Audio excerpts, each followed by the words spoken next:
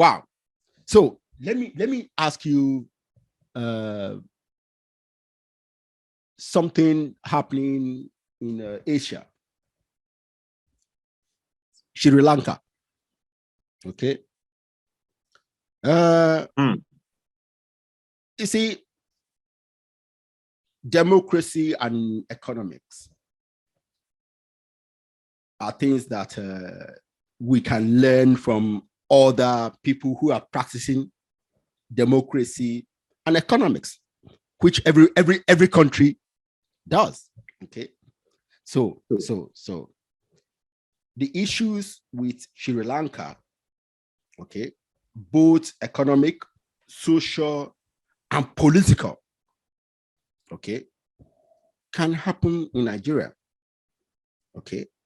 And if anything like that happens in Nigeria, because Nigeria is even more diverse than Sri Lanka, okay, in terms of the people, you know, and their views of things, it might get even worse than that. So what take have you heard about the issues happening in Sri Lanka? By the way, they have elected a new president a few days ago. So yeah.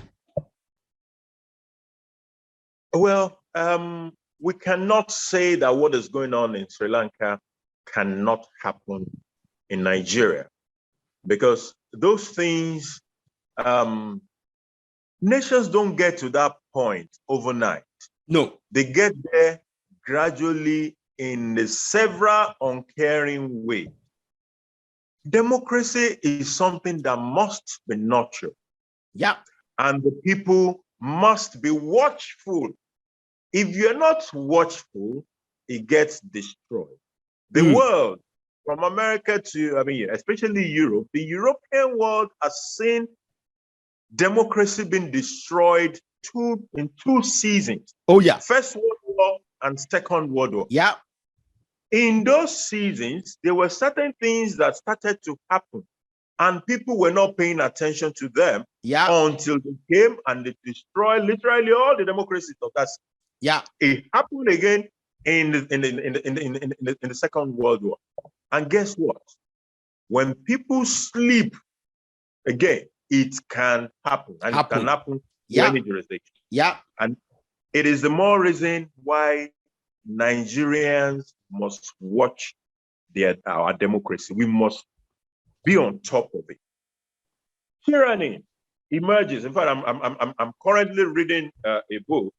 It says on tyranny, 25 lessons from the 20th century. Very, very, very important. In fact, if I have my way, it's a book that every Nigerian should read. Because what you will do is that it puts you on your toes about those things. Watch out for. If you don't watch it, tyranny will just arrive. Once you have a Sri Lankan situation where the Minister of Finance is the brother of the son of the president. And what kind of nonsense was all that was going on? But if we're not careful, we're close to it. Yeah. All those issues of nepotism has been getting to certain levels where you look at this person and you see that there's a connection somewhere. You look at that person, if we allow it, we will also get there. Yeah. One of the key issues with Sri Lanka was also economy. And what is going on with us as well involves the economy. Our debts, crazy. It is crazy. Now, discussing Nigerians' debt is one of my favorite topics. Yes, I saw your post on Facebook. And your debate with Jeku. Yeah. Yeah. I was talking about well subsidy. Yes. Nigeria today, with about $100 billion in debt,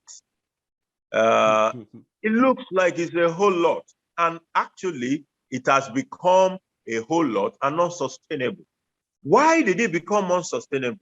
It became unsustainable because debt servicing and debt repayment is done from your revenue. Yeah. And that revenue is very poor. So once you have a bad revenue level, it is what will dictate how much you should borrow. Otherwise, you borrow yourself into debt, into insolvency. Yeah. And that is what Nigeria is pushing itself into right now. Last quarter report, we were told that the amount spent in servicing debt was more than the total revenue, the aggregate return revenue of the federal government of Nigeria for that same period. And for me, it's shameful that this is happening just before a new administration comes to power. Okay, it limits the flexibility for the next capacity of the new administration to be able next to guy. take up. Yes, there's going to be a burden on him. Yeah. So he's going to struggle. He's going to have an inertia when he comes in. In fact, we need to.